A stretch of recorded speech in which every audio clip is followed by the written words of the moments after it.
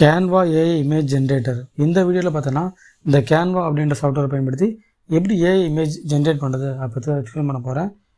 இந்த வீடியோ நான் லேப்டாப்லன்னு சொல்லி தரேன். இன்கேஸ் நீங்கள் மொபைல் யூஸ் பண்ணீங்கன்னா மொபைலில் கேன்வா ஆப்லேருந்து ட்ரை பண்ணி பாருங்கள்.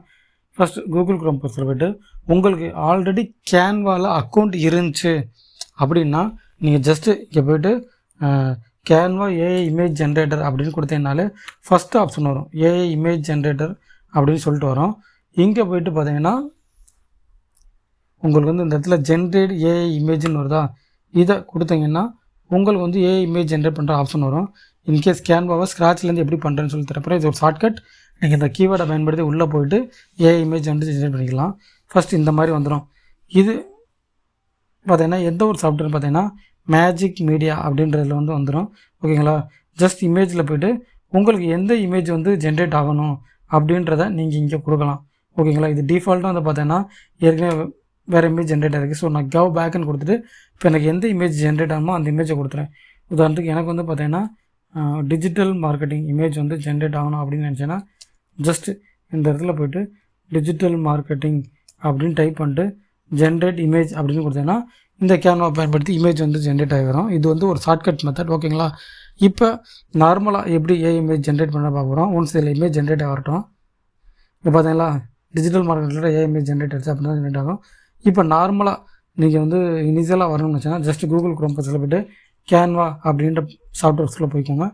இப்போ உங்களுக்கு எதுக்கு ஏஐ இமேஜ் ஜென்ரேட் பயன்படுத்த போகிறீங்க, அதாவது இன்ஸ்டாகிராம் போஸ்ட்டாக யூடியூப் எதுக்கு பயன்படுத்த போகிறீங்க அதை கொடுத்துங்க. அதாவது நான் இப்போ பார்த்தீங்கன்னா இன்ஸ்டாகிராம் போஸ்ட் க்ரியேட் பண்ணுறது தான் ஏஐ இமேஜ் ஜென்ரேட் பண்ண போகிறேன் அப்படின்னா ஜஸ்ட் இந்த கேன்வாவில் போய்ட்டு இன்ஸ்டாகிராம் போஸ்ட் அப்படின்னு டைப் பண்ணிட்டேன்னா இந்த ஃபஸ்ட் ஆப்ஷன் வரும்.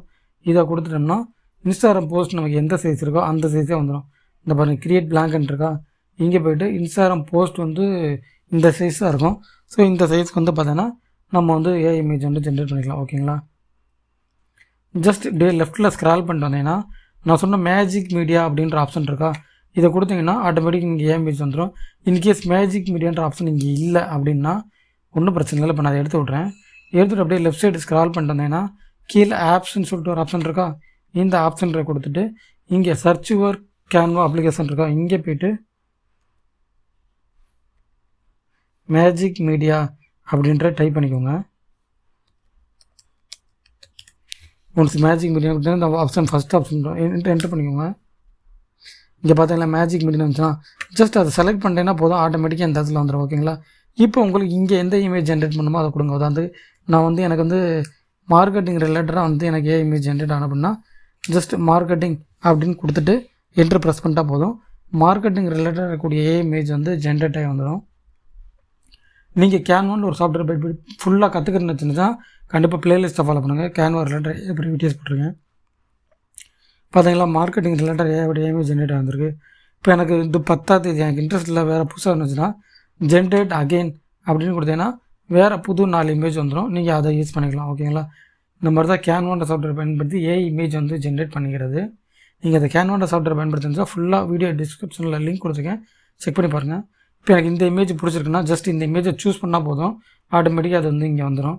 ஸோ இந்த ஏஐ இமேஜை வந்து நமக்கு எந்த யூசேஜுக்கு வேணும், நம்ம பெருசாக வேணுமா சிறுசாக வேணுமா நம்ம கஸ்டமைஸ் பண்ணி அந்த ஏஐ இமேஜை வந்து யூஸ் பண்ணிக்கலாம்.